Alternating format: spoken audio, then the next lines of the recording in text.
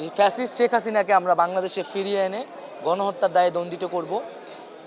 পালিয়ে বাঁচতে পারবে না, শেখ হাসিনাকে জেলের ভাত খাইয়ে ছাড়ব।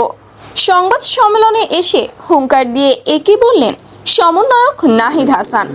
দর্শক, বিস্তারিত জানতে হলে ভিডিওটি না টেনে একেবারে শেষ পর্যন্ত দেখুন। কোটা সংস্কার আন্দোলনের প্ল্যাটফর্ম বৈষম্য বিরোধী ছাত্র আন্দোলনের অন্যতম সমন্বয়ক ছিলেন ঢাকা বিশ্ববিদ্যালয়ের শিক্ষার্থী মোহাম্মদ নাহিদ ইসলাম ফাহিম।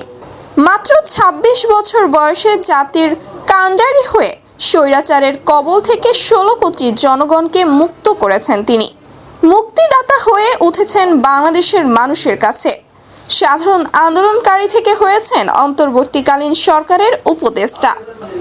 আর দায়িত্ব পেয়েই মোহাম্মদ নাহিদ ইসলাম বলেন, শেখ হাসিনা পালিয়ে গিয়ে লাভ নেই। আমাদের আন্দোলনে যাদের হত্যা করা হয়েছে সেই হত্যার বিচার করব। আমরা শেখ হাসিনাকে বিচারের আওতায় আনব। তিনি আরও বলেন, যেই রাষ্ট্রীয় কাঠামোর মাধ্যমে ফ্যাসিজম তৈরি হয় সেটি বিলুপ্ত করব।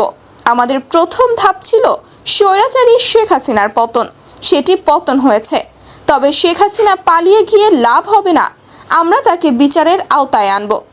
যারা অভ্যুত্থানে নিহত হয়েছেন তাদের জাতীয় বীর ঘোষণা করছি।